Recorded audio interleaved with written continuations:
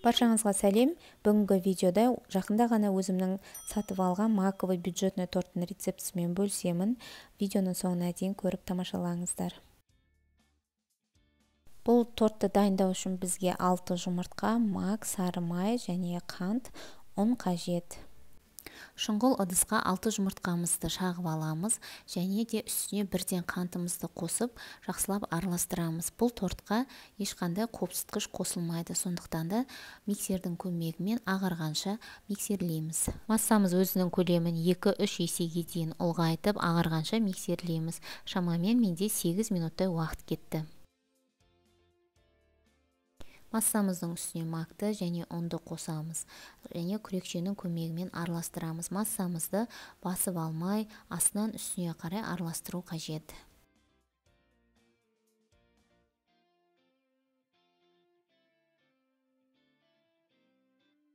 Ұн мен мак толық араласқаннан кейін сары майды микроволновкада ерітіп аламыз және де массамызға қосамыз.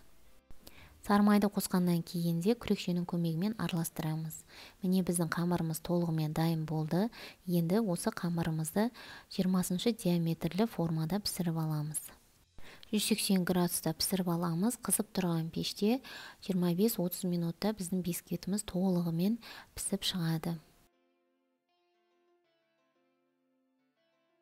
Егер де зубочистканы осылайынан тығып көрген кезде зубочистка таза болып шықса, ол сіздің бисквитіңіз пісті деген сөз. Енді тортты жинауға заварной крем дайындаймыз. Түбі қалың ыдысқа барлық кремге қажетті ингредиенттерді саламыз да сүтті екіге бөліп құямыз. Бірінші бөлігін құйғаннан кейін жақсылап араластырып аламыз, содан кейін екінші бөлігін құямыз.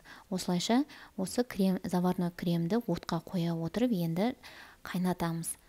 Пышақтың ұшымен ванилин қоссаңыздар да болады, немесе оның орнына ванильный экстракт пайдалансаңыздар да дәмі өте керемет болады. Енді отқа қойылған кремімізді үздіксіз араластыра береміз.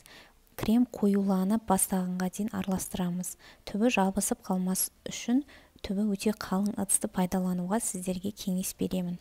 Крем қоюланғаннан кейін тағы да 1 минуттай отта ұстаймыз, крахмалдың дәмі кету үшін. Содан кейін оттан ала береміз.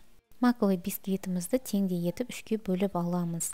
Бұл бисквитті пайдалана отырып, сіздер кез келген тортты жасай бересіздер. Ортасына крем-чиз жасасаңыздар да, немесе крем-чизбен қаптасаңыздар да, сізде мүлдем басқаша дәмде, басқаша торт шығуы әбден мүмкін. Крем сәл суығаннан кейін үстіне сары майымызды қосамыз да венчиктің көмегімен жақсылап араластырамыз. Кремді қатты суытып жіберуге болмайды. Егер крем қатты суып кететін болса, онда ол тортқа сіңбей қалады. Енді тортты жинаймыз. Кремнің аздаған бөлігін подложкаға жаға отырып, қоржымызды саламыз. Және де бұл кремге кететін ингредиенттердің барлығы қолжетімді, дүкеннен табылатын ингредиенттер.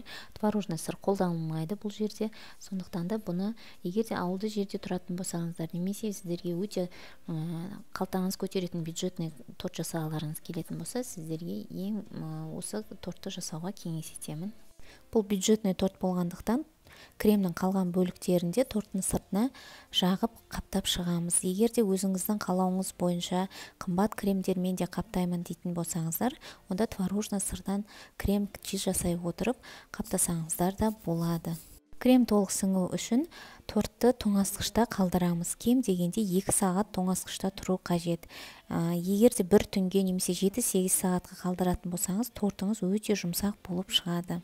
Міне торт толығымен дайын болды. Менде 8 сағаттай тоңазытқышта тұрды. Егер де рецепт ұнап жатса, онда жасап көріңіздер. Бұл бюджетный торт, қалталарыңыз көтеретін торт болып шығатынына сенімдімін. Және де каналға тіркеліңіздер, лайк басыңыздар, комментарий қалдыруды ұмытпаңыздар.